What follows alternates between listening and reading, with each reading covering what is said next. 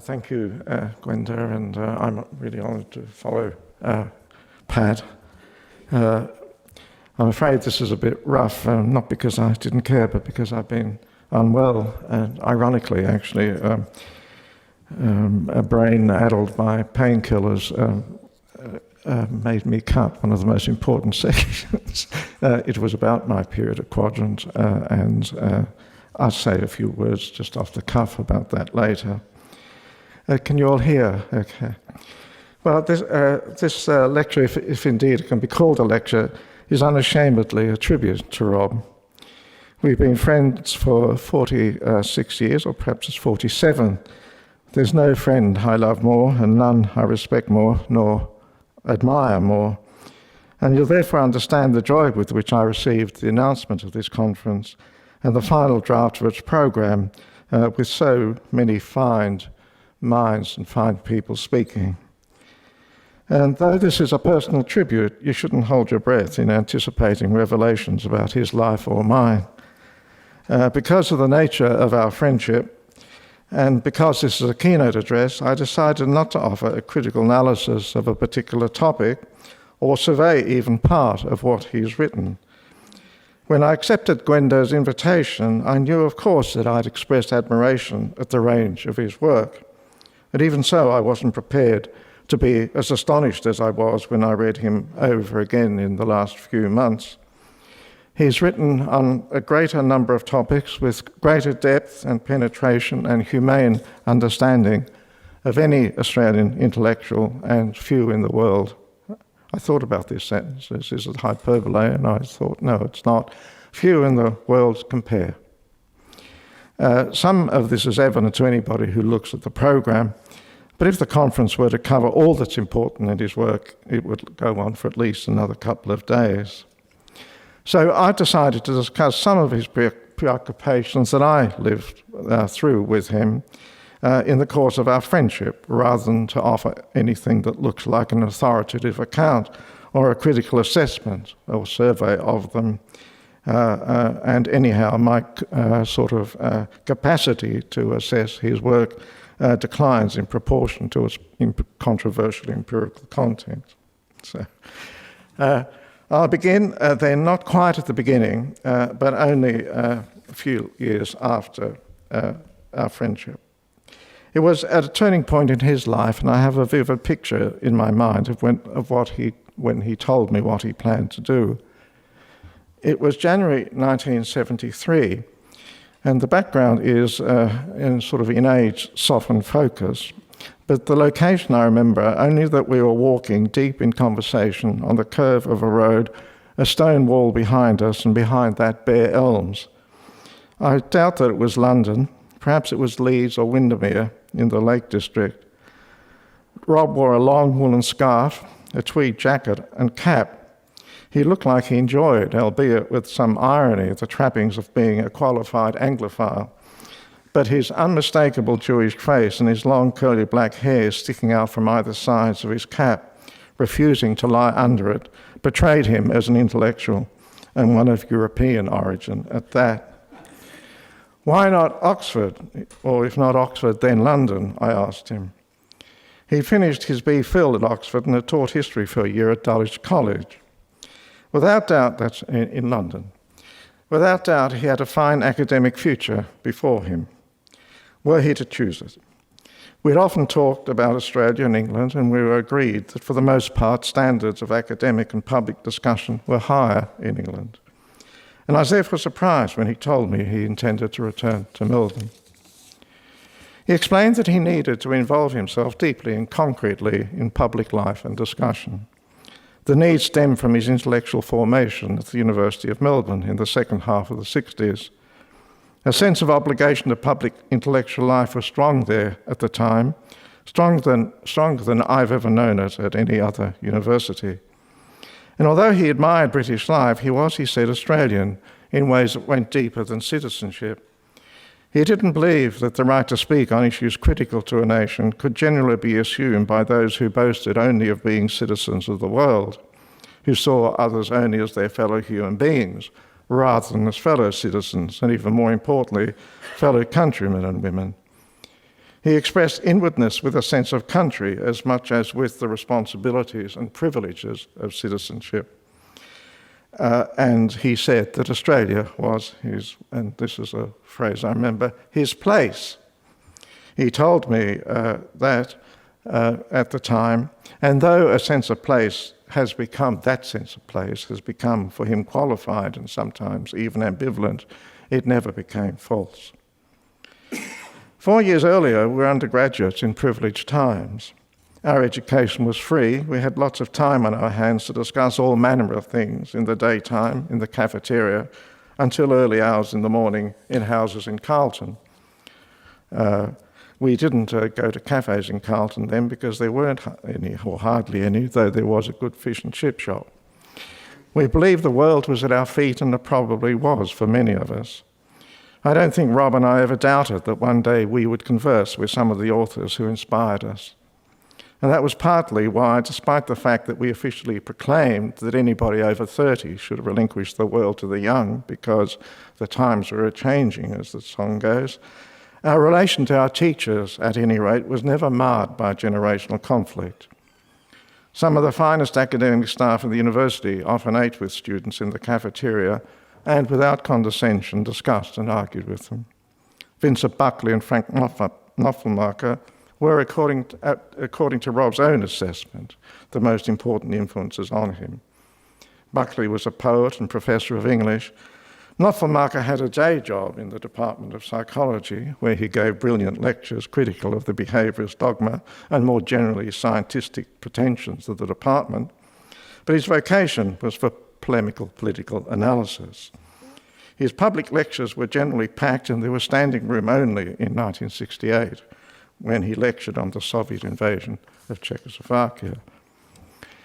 It's now become fashionable to say that Knopfelmacher's influence on students and others was wholly destructive. That, I think, is an ignorant and unjust judgment. And when it's made, as it often is now, by people who knew that he died a horrible death, it's devoid of human pity. His influence on Rob was, I believe, wholly beneficial. Of course, that had as much to do with Rob as it did with Knopfelmacher. I remember only too well Knopfelmacher's vicious hostility to Rob when he believed that Rob had retreated from his stand against war crimes legislation in order to ingratiate himself with popular opinion on the left, and also to the Jewish community, which had also attacked him, some of its members going so far as to suggest that he was motivated by the anti-Semitism of a self-hating Jew. But Rob believed that it mattered more that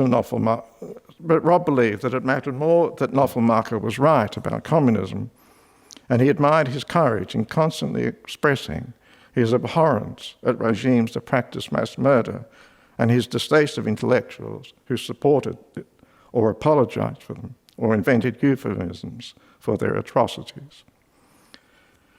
For my own part, I'm grateful to Knopfelmacher for turning me towards philosophy, although that's perhaps a more gentle way of describing what he in truth did.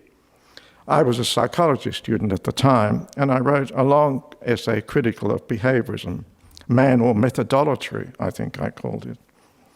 Knopfelmacher marked it, and he called me into his office. "You are evidently not an empirical psychologist," he told me. "You should study philosophy. I've made an appointment with you to see the professor of philosophy next Wednesday. Make sure you keep it." I did.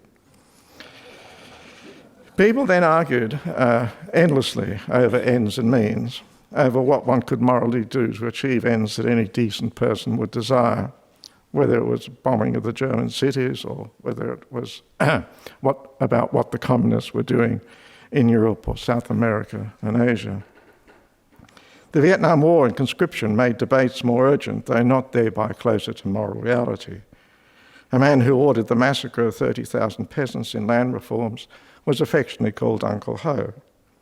Reports claimed that at the time, for every competence, 2 civilians were also killed. Many people, Rob and I included, found it hard to understand how that could be squared with plausible provisions of just war tradition that retained any kind of contact with its tradition. We didn't believe that views about what could justly be done in wartime could always be adapted to suit changing circumstances of warfare. For the most part, the civilians were killed because the Viet Cong moved amongst the civilian populations as fish in the ocean, to quote the great guerrilla tactician Mao Zedong. And that's a tactic that forces your enemy to choose between defeat and the slaughter of civilians. Rob took very seriously, and as many did at the time, the distinction that Max Weber drew between an ethic of absolute ends and an ethic of responsibility. But he never believed, nor did Weber, that a deed ceased to be morally terrible because the sense of political responsibility required one to do it. Before I did, I think he had a sense of the potentially tragic consequences of a serious sense of political responsibility, which means, amongst other things, that one must never evade truthful moral description of what one had done in the exercise of that responsibility. I then still had a platonic hope that all good things could, in principle, be reconciled. I remember an evening when I believe this resolve never to falsify the moral implications of political action deepened and strengthened in him. It was in 1973, again, only a few months after he decided he returned to Australia, committed to try to live some kind of public life. We went to Dublin, where we stayed with Vin Buckley, who was, I think, on sabbatical leave. Vin, as I said earlier, had been very important to Rob, and they were friends. There was a pillar against the wall of Vin's flat, the width of an average-sized person. When Vin insisted that we sing first Irish songs with him and then later any songs that we knew, Rob retreated to sit behind the pillar with his floor on the back, sitting on the floor with his back against the pillar. And as he drank more, Vin's defence of the brutish tactics of the IRA became increasingly intolerable to Rob. During the course of the evening, I could gauge the measure of this by the speed with which Rob slid to the floor. Soon he lay on his back, with his eyes closed, and sometimes with his hands over his ears. During the days of the student protest against the Vietnam War, Vin had inspired Rob because he insisted that one should never praise evil deeds, even if one believes they are necessary. Now he sang songs in praise of men who broke into homes and shot fathers in front of their wives and children. It was, I'm sure, the passion with which he wrote about communist mass murder that enraged the left. It must be hard for younger people like Gwenda, who organised this conference, and who have matured intellectually after the Cold War, to believe the degree and the nature of the hostility towards him. An anecdote might help them to see this. When Rob wrote a piece critical of Gavin McCormick, who'd written in a journal that Wilfred Burchett was probably the Australian Dreyfus, Rob wrote a reply in Quadrant, a very detailed, very long reply. It's republished in one of his collections. I came back from England, and my friends, I remember, I'll just mention two philosophers, though not by name. One of them said, "I see your friend Manne is doing his filthy work again." I said, "You mean his article in Quadrant?" "Yes." "Have you read it?" "What? You expect me to read Quadrant?" Another philosopher again, said, "I see your friend Manne." Oh, was this your friend Manne? The tone was, "Are you going to stick with him, or are you going to come over with us? We've had enough, that we're drawing a line in the sand." He said, "I see your friend Manne has been bested." I said, "You mean the article written by Gavin McCormick replying to Rob, and the reply was published in Meanjin. Have you read Quadrant?" "What? My newsagent says that that's the sort of magazine you get in brown paper covers under the counter." These were philosophers who taught their students epistemology. Well, I think it was Tony Judt who said that he would readily shake the hands of a former Stalinist at a conference, but he would never shake the hands of a former active and committed Nazi. Well, that's how it is with many people, Rob and I included. And I doubt that the generation for whom this is an issue, the one to which Rob and I belong, will ever be fully to understand this or to give an account of it that would get the tone exactly right.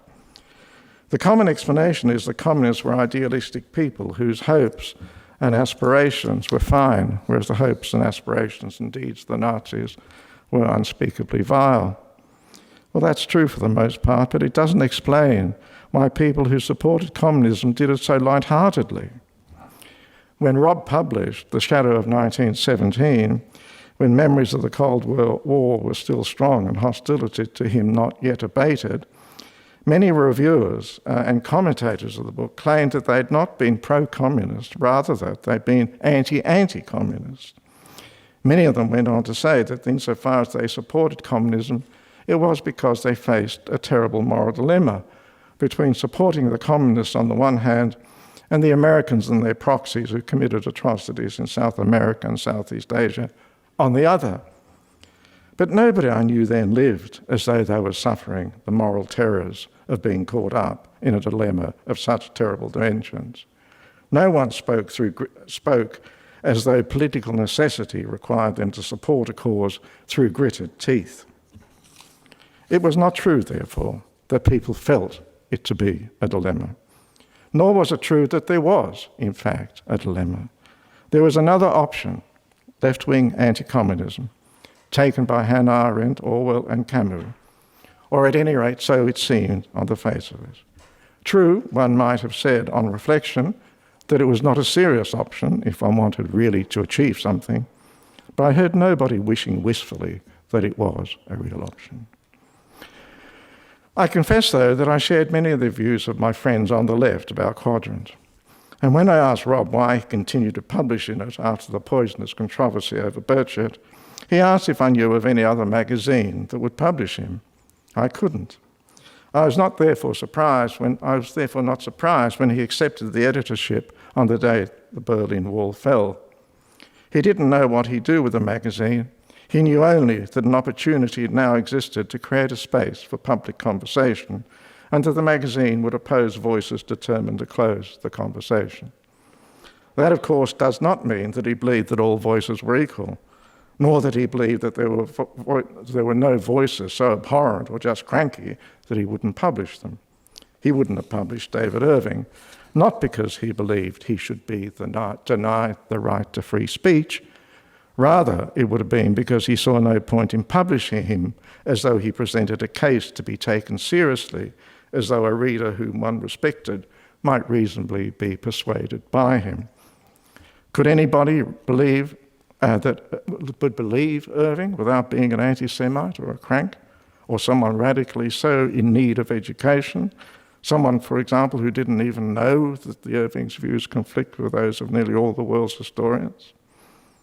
Could anybody be prepared to argue with Irving, seriously thinking there's a case to be answered, rather than merely exposed, without fearing for their judgment? The answer to these questions, I think, is obviously no. I said earlier that when he became editor of Quadrant, Rob wanted to open a conversational space. Talk of conversation and dialogue has become degraded over the last 20 years or so, but it's still worthwhile to reflect on the nature of conversation in order to clarify the ideal of democratic politics that requires one to be answerable to one's fellow citizens. Sometimes the conversation, of course, is only in one's imagination, and then it lacks an essential element, which is openness to the independent reality of another person. To see what I mean by this, think of the joy that people sometimes express at the discovery that, as they put it, at last they found someone to talk to. They then discovered something essential to what we mean by conversation when we speak of real conversation, distinguishing it from many other forms of discourse, from chats, from exchange of pleasantries, or talk directed to a particular purpose, a business contract, or a seminar, for example. Most forms of human interchange can turn into conversation, and in all conversation, one can unexpectedly find oneself answerable to what elsewhere I've called a call to seriousness. Come now, can you mean this? Do you take me for a fool? Think. Why do you so constantly resort to cliché? Why do you yield so often to your sentimentality? That's a burden inseparable from the joy of finding someone really to talk to. But even when the call to seriousness is just an exasperated, for God's sake, think, it's always to a particular individual, unique and irreplaceable, and it calls her to an individuating responsiveness, to speak out of what she's made and should continuously be making of experiences that are her history and make her who she is. That, of course, is a considerable distance, there's, of course, a considerable distance between that and contemporary political discourse. We are now, I suspect, acutely, sometimes bitterly aware of the distance, because so much public discourse promises or pretends to conversational intimacy, but delivers instead its corruption spin. But that is a fact about democratic politics as old as Socrates, who criticised the orators of his day for being good at oratory, read spin, but bad at conversation. So I think it's not true that the kind of call to seriousness that is intrinsic to conversation has no place in politics and our public discourse more generally. It can be made on stage at a writers' festival, at public lectures, at festivals of ideas, on an occasion like this, or radio or television. Rob's been making that call for over 40 years, which is one reason why he's attracted as much hostility as he has admiration during that time. Come now, be serious, think.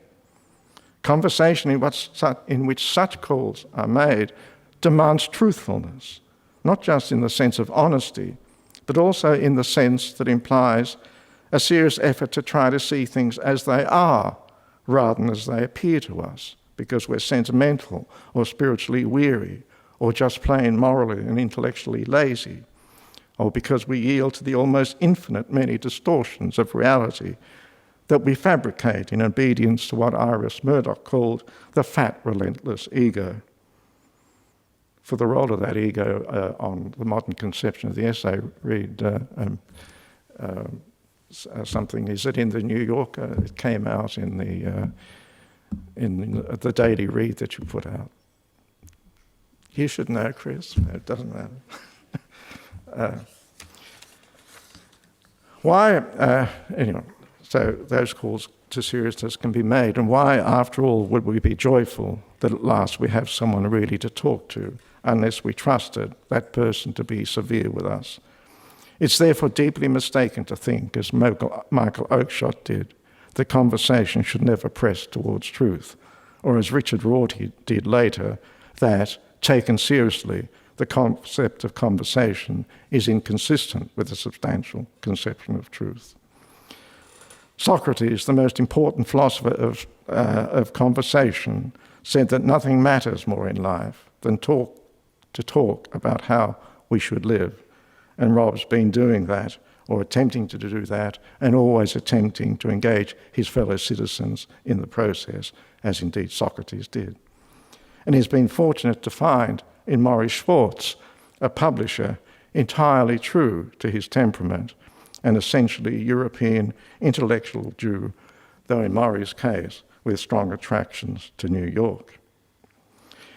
Issues to do with free speech and political correctness were, if memory serves me truly, the first to seriously challenge Rob's editorship at Quadrant. Former political allies and friends accused him of moralistic, censorious political correctness because he was hostile to the fact that Helen Demidenko's novel, The Hand That Signed the Paper, won the Miles Franklin Award, the nation's most prestigious literary prize. Leonie Kramer, head of Quadrant's editorial board, was on the Franklin Committee.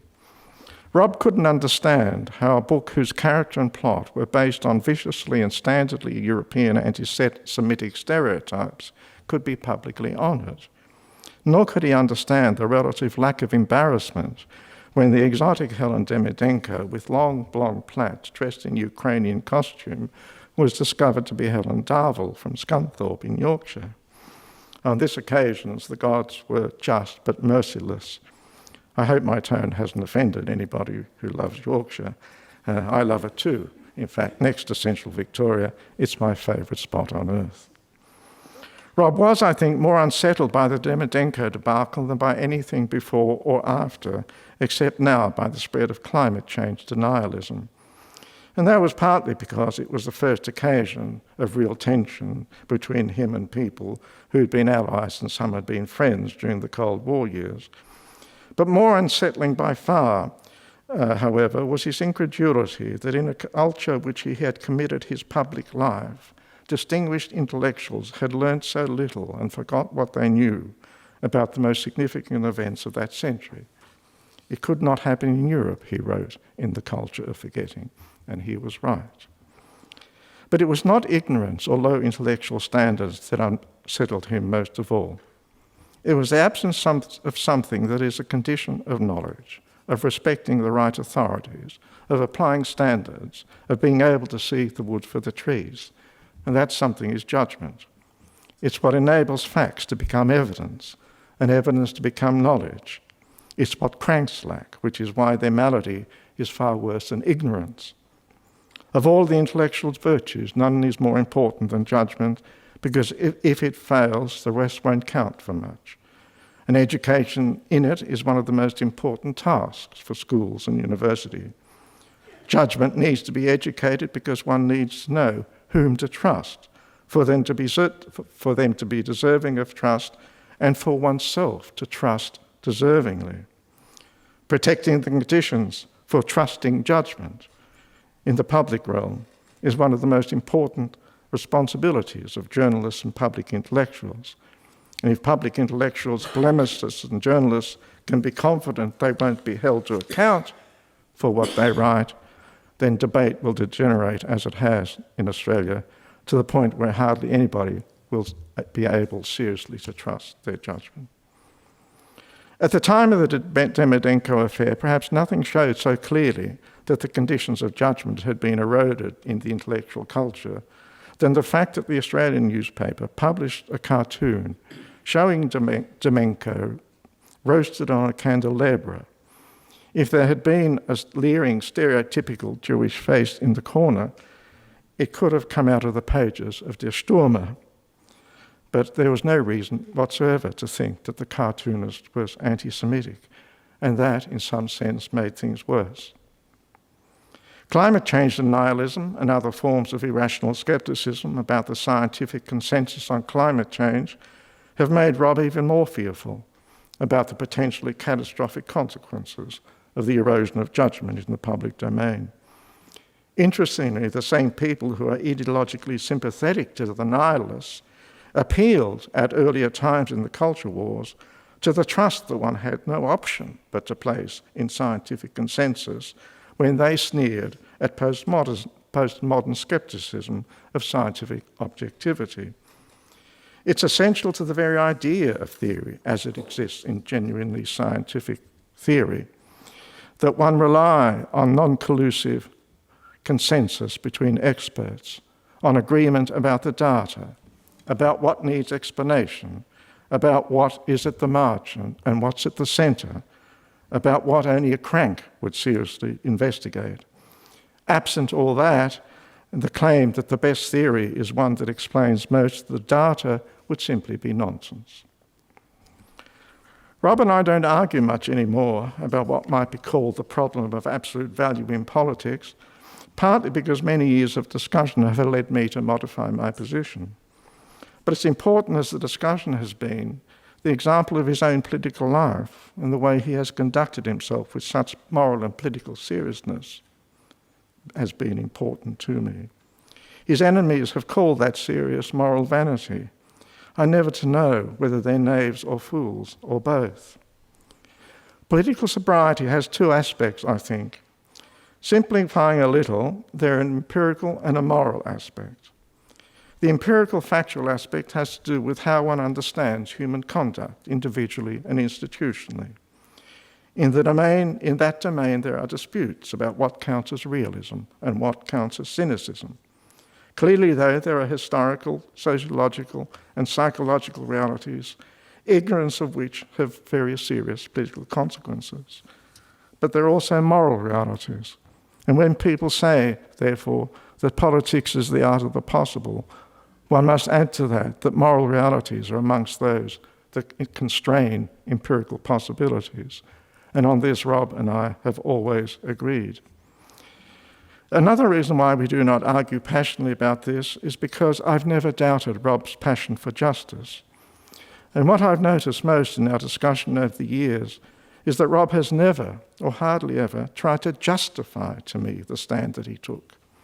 He would often say that, as a matter of fact, politicians would do such and such at a time of necessity, bomb civilians, for example, or torture, but never merely as a factual observation. He said it to try to awaken or reawaken in me an understanding of the distinctive kind of responsibility that would underlie such, I think, indisputable facts. The dialogical or dialectical pressure, if I might put it that way, was to make me take that more seriously than perhaps I was inclined to. But he never minimized the moral terribleness of what he claimed politicians would do. He never said that, though of course it's awful to do that, it's not morally awful, or that if it is morally awful, then that's a purely secondary consideration. To put it more simply, he was trying to make me see the seriousness of political responsibility as a responsibility sui generis, as a responsibility that I've now put by saying in some of my writings that it's a responsibility to the very conditions of political communality and therefore to the world, as Hannah Arendt spoke of it, and as Elizabeth Young Bruhl captured when she called her biography of Arendt For Love of the World. I'm grateful to Rob for this because in philosophy, discussion of these matters has degenerated to a cliche, and it has a name, the problem of dirty hands. It goes deep in philosophers to try always to abstract what they take to be genuinely cognitive content from what they regard as mere style, to abstract the poetry and drama of Platonic dialogues, for example, from what they consider to be the argument, the only thing they consider to be legitimately persuasive. Bernard Williams tells the story of two philosophers writing a book. One says to the other, let's get the content right first, then you can add the style. And so, in that way, philosophers strive in their writing to reach the extent that's humanly possible, a tone-free zone, in which the objection that what they have said is banal or cliched or sentimental or deaf to ironies would be as inappropriate as it would be to lodge such an objection to a proposition in physics or mathematics. They fail necessarily, I would say, and it makes them tone deaf. I think it was Michael Walzer who made the expression dirty hands popular in philosophy, taking it, I think, from Sartre, who used it in a title of one of his plays. Walzer certainly cannot be accused of having no ear for tone, but I think his ear failed him when he tried to capture the tragic nature of political responsibility and when he described the remorseful politicians who had dirtied their hands, and when he tried to explain how such a politician might explore, together with his fellow citizens, appropriate forms of atonement and perhaps expiation. He then became just sentimental. But of course, the issue is older than Socrates. Older than Walzer, it goes back at least to Socrates. Western political thought has been, ever since Socrates, haunted by the belief, or perhaps more accurately, the fear, that morality and politics can be in deep and irreconcilable conflict. And not because politics is too disreputable for a morally serious person to take part in, but because at critical points, moral and political conduct belong to incommensurable realms of value, both of which will claim the allegiance of any serious person.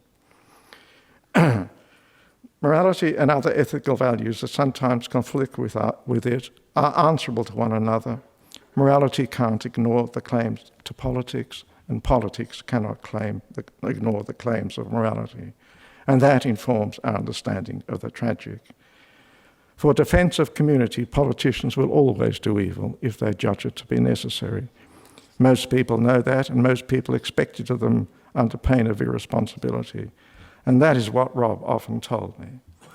I'm not sure how much of what I'm about to say in the next couple of lines he would agree with. But my view is now that torn between incommensurable imperatives, one political, the other moral, politicians must sometimes do what morally they must not do. To think that the conflicting imperatives must be moral imperatives if they're truly answerable to a serious conception of responsibilities is, I think, to be in the grip of a moralistic conception of responsibility. And to think that if the political imperative is genuinely an expression of responsibility, then it can and sometimes must justify the actions of politicians, is to fail to see the fully tragic mismatch that can exist between the world and what can justify us and our deeds. Just very quickly, because I'm running out of time, I'm going to speak now a little more personally, and I was going to express my gratitude to Rob for inviting me to write 50 columns for Quadrant, which, as Gwenda quoted, ended up in a book called A Common Humanity. From the beginning, the old guard was hostile to me for writing and to Rob for allowing me to write columns, and I'm very grateful that he resisted their pressure, though finally when I wrote columns on genocide and the Aborigines, it all became too much. They always said that I couldn't understand a word of what I said, but as Martin Krieger wrote in a festschrift for me, it seemed at a certain point they understood only too well. And Rob told me that he took some revengeful delight in the fact that the magazine that these people so admired, The Economist, voted A Common Humanity as one of the best books of 2000, so that was our revenge. But anyway. It was in Quadrant that, as was mentioned earlier, that Rob published the eulogy that I gave at my father's funeral. Barry Oakley had also encouraged me to publish it. He was then literary editor of The Australian, but I didn't want to publish it in either place. Rob persisted, and when he said he'd carry a photo on the back cover of my father milking goats, I relented, thinking my father would be pleased by that, for the sake of his goats, rather than for himself. And if you don't believe that, I'd refer you to the passages in Romulus, my father, where I tell of what he was prepared to do for those goats. The response to the eulogy and Rob and Anne's encouragement persuaded me to try to write a book, which I did. And I rented a cottage in central Victoria where I lived as a boy with my father. And while I was writing it, I had no idea whatever whether any of it was worth publishing.